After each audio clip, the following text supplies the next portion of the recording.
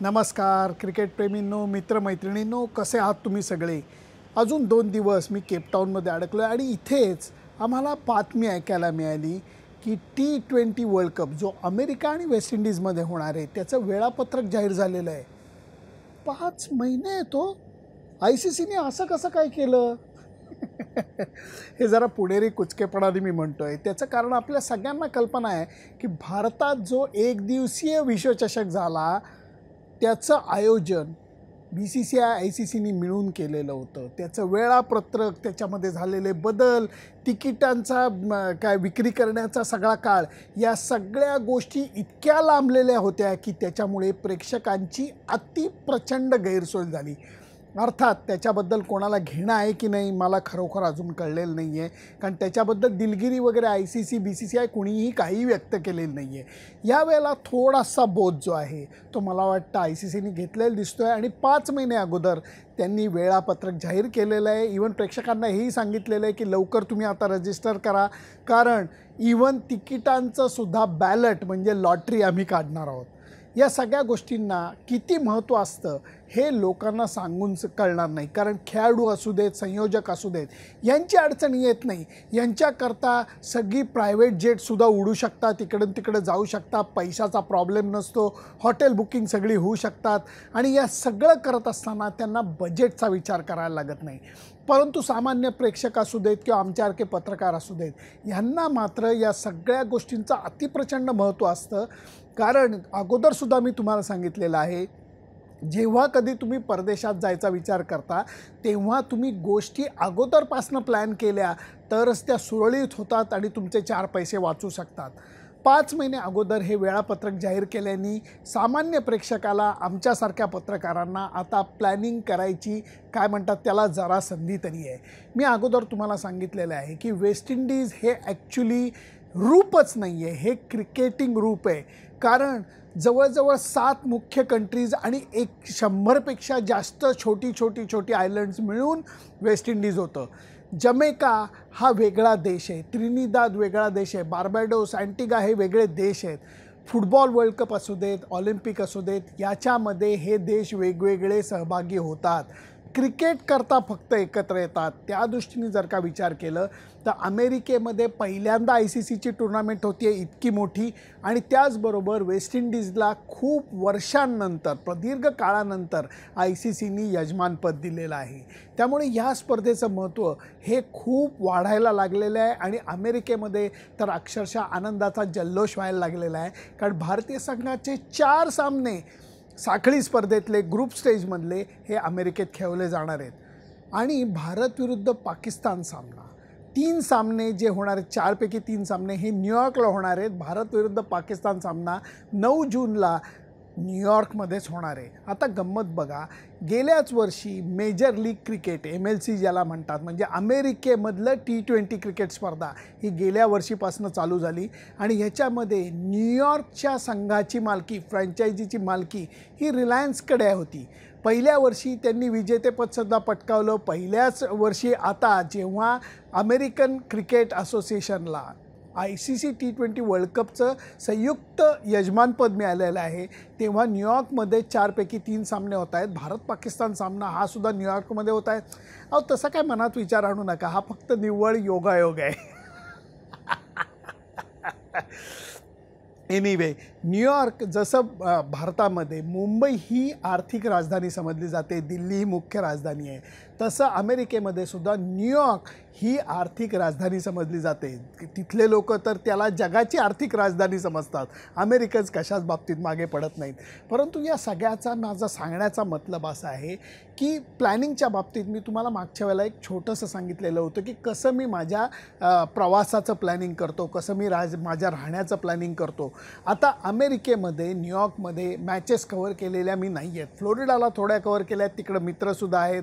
अमेरिकेतसुद्धा खूप मित्र आहेत, ते मला नक्कीच मार्गदर्शन करतील की न्यूयॉर्कमध्ये तुम्ही कुठं राहिलं पाहिजे, कसं गेलं पाहिजे. कारण मला जे समजलेलं आहे, अमेरिकेतलं भारताचे सामने होणारं हे न्यूयॉर्कमधलं जे स्टेडियम आहे ते मुख्य शहरापासून 50 किलोमीटर दूर आहे.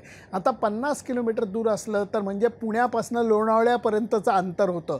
अहो, पण हे कळणंच गरजेचं असतं की तिथं जायचं कसं, तिथं बसची सुविधा आहे का, तिथं लोकल ट्रेनची सुविधा आहे का, का तुम्हाला ड्राईव्ह करत जायला लागेल, का तुम्हाला टॅक्सी करत जायला लागेल. कारण टॅक्सी म्हणली की अंगावरती काटा येतो. अमेरिकेमधला मीटर हा उसेन बोल्टच्या स्पीडनी पळत असतो. आणि नुसती तेवढी गोष्ट नाही, अमेरिकेमध्ये टिप देण्याची पद्धत ही प्रचंड आहे, अगदी प्रचलित आहे.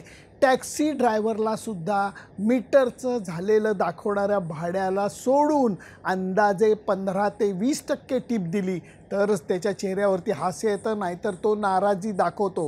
ही गोष्ट मी बघितलेली आहे. त्यामुळे आता लोकल मित्रांची मदत घेणं हे गरजेचं झालेलं आहे, मार्गदर्शन घेणं हे गरजेचं झालेलं आहे की जायचं कसं, यायचं कसं. आता तुम्हाला थोडक्यात सांगतो की अमेरिकेमधला जेव्हा प्रवास संपेल, 4 सामने होतील, त्याच्यानंतर वेस्ट इंडिजला जायला लागेल.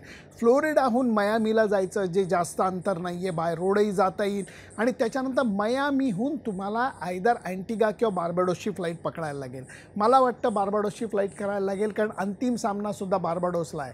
पण तुम्हाला सांगून खोटं वाटेल, मयामी टू बार्बाडोस हे अंतर 2500 किलोमीटरपेक्षा समुद्री अंतरापेक्षा जास्त आहे. अंदाजे 5 तासापेक्षा जास्त विमानाचा प्रवास आहे. तुम्हाला जर का असं वाटत असलं वेस्ट इंडिज काय हो जवळजवळ तर दिसतं आहे, अजिबात जवळ नाही आहे. ही अंतर भरपूर आहेत. आणि तुम्हाला अजून एक गोष्ट सांगतो, जर मी उदाहरणादाखल तुम्हाला सांगतो आहे की जर भारतातनं न्यूयॉर्कचं रिटर्न तिकीट 100 रुपये असलं तर मयामीहून बार्बाडोसचं रिटर्न तिकीट 75 रुपये. हा मी सत्याचा भाग तुम्हाला सांगतो आहे. त्यामुळे तिथं जाणं, त्याच्यानंतर अँटिगाला सामने होणार आहेत, भारताचे सेंट लुशियाला सामना व्हायची शक्यता आहे, त्रिनिदादला व्हायची शक्यता आहे आणि कदाचित गयानालाही व्हायची शक्यता आहे. त्रिनिदाद गयानाची गोष्ट अशी आहे की तिथं दोन्ही सेमीफायनल्स आहेत आणि परत येऊन बार्बाडोसमध्ये फायनल आहे. आता तुम्हाला गंमत सांगतो, भारतामध्ये कसं आहे, इंडिगो एअरलाईन्स आहे, एअर इंडिया आहे, गो एअरलाईन्स आहे, स्पाइस जेट आहे, विस्तारा आहे, तुम्हाला ऑप्शन्स आहेत. वेस्ट इंडिजमध्ये तसं काही नाही आहे. पॅन्डेमिक अगोदर 2-3 एअरलाईन्स होत्या, 2-3च होत्या. लियाट नावाची एक एअरलाईन होती, कॅरेबियन एअरलाईन होती. पॅन्डेमिक नंतर सगळ्या एअरलाईन बंद पडल्या आहेत. फक्त एक एअरलाईन चालू आहे आणि ती म्हणजे कॅरेबियन एअरलाईन.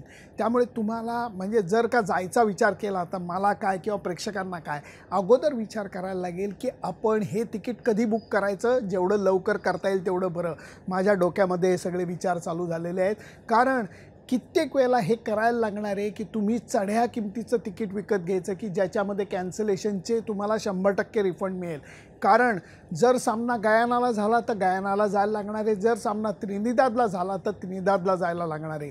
दोन्ही तिकीटं करून ठेवायला लागतील. एक तिकीट त्यातलं कॅन्सल करायला लागेल, दुसरं अक्षरशः म्हणजे चढ्या किमतीला घेतलं तरी ते घेऊन गप्प बसायला लागेल. त्यामुळे अमेरिका आणि वेस्ट इंडिजमधला वर्ल्ड कप प्रचंड खर्चिक होणार आहे, प्रेक्षकांसाठी सुद्धा जे भारतातनं किंवा इतर ठिकाणून येतील, आणि त्याचबरोबर पत्रकारांसाठी सुद्धा. अजून एक महत्त्वाचा मुद्दा तुम्हाला सांगतो, अमेरिकेला जर का तुम्हाला सामने कव्हर करायचं झाले म्हणजे परत तुमच्याकडे तिकीट नुसतं असून उपयोग नाही, तुमच्याकडे व्हिसा पाहिजे. आत्ताच्या घडीला भारतीय पासपोर्ट होल्डरसाठी अमेरिकेचा व्हिसाचा वेटिंग पिरियड काय आहे तुम्ही चेक करून बघा, भयानक वेटिंग पिरियड आहे. त्यामुळे पत्रकारांना ही सुद्धा घरघर लागलेली आहे की आपण व्हिसा कसा मिळवायचा. आमच्यातला एक हुशार पत्रकारांनी साऊथ आफ्रिकेत येऊन इथल्या जोहान्सबर्गच्या अमेरिकन एम्बसीला अप्रोच करून त्यांनी इथंच व्हिसाला अप्लाय केलेलं आहे. हुशारी, डोकं चालवतात पत्रकार. बघा, थँक गॉड माझ्याकडे अमेरिकेचा सुद्धा व्हिसा आहे. पण हा प्रश्न आहे की तो व्हिसा वर्ल्ड कप कव्हर करायला चालणार की नाही. अशाही पण आहे पत्रकारांना की ICC आणि अमेरिकन वकिलाती मिळून एक कदाचित पत्रकारांसाठी वेगळी विंडो उघडतील व्हिसासाठी. परंतु ह्या सगळ्या तर्काच्या गोष्टी आहेत, आशेच्या गोष्टी आहेत. त्यामुळे जरी T20 वर्ल्ड कप हा जूनमध्ये होणार असला तरी त्याचा विचार हा आत्तापासून करायला लागणार आहे. कारण जर अगोदर प्लॅनिंग केलं तर 4 पैसे वाचणार आहेत. खर्च एवढा आहे, माझा हात फ्रेमच्या बाहेर जातो आहे, तो खरंच बाहेर जाणार आहे, कारण खर्च खरोखर एवढा आहे. त्याच्यात थोडा वाचवायचा असला तर अगोदरपासून तुम्हाला सगळ्या गोष्टी प्लॅन करायला लागतील. मी तर करणार आहे, कारण माझ्यासारख्या फ्रीलान्स पत्रकाराला अगोदर प्लॅनिंग करण्यावाचून पर्याय नाही.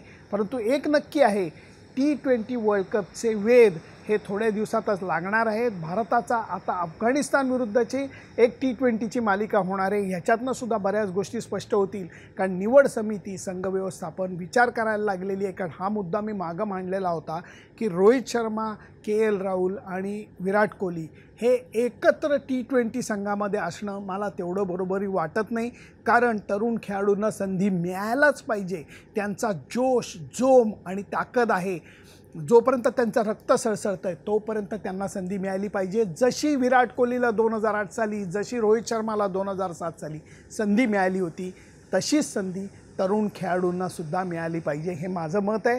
त्यामुळे या अफगाणिस्तानविरुद्धच्या सिरीजसाठी कोणाची निवड होते, कोणाला ड्रॉप केलं जातं हे बघणं महत्त्वाचं ठरणार आहे. त्याचबरोबर हार्दिक पंड्या आणि ऋषभ पंत हे फिट होत आहेत की नाही या गोष्टीकडे सुद्धा लक्ष लागायला लागेल. पण या सगळ्या जरतरच्या गोष्टी आहेत, मध्ये बऱ्याच गोष्टी घडणार आहेत, त्यामुळे त्याच्याकडे आपण नजर ठेवूया. तुम्हाला वेस्ट इंडिजबद्दल किती आत्मीयता आहे, त्यांच्या इथं T20 क्रिकेटचा वर्ल्ड कप होतो याच्याबद्दल तुम्हाला काय वाटतं? वेस्ट इंडिज हा देश नसून एक प्रांत आहे हे जे मी तुम्हाला सांगितलं, ही मजा तुम्हाला कशी वाटते मला नक्की कळवा. फक्त त्याच्याकरता माझं फेसबुक पेज, इंस्टाग्राम अकाउंट आणि त्याचबरोबर यूट्यूब चॅनल सबस्क्राईब करायला विसरू नका. Bye bye.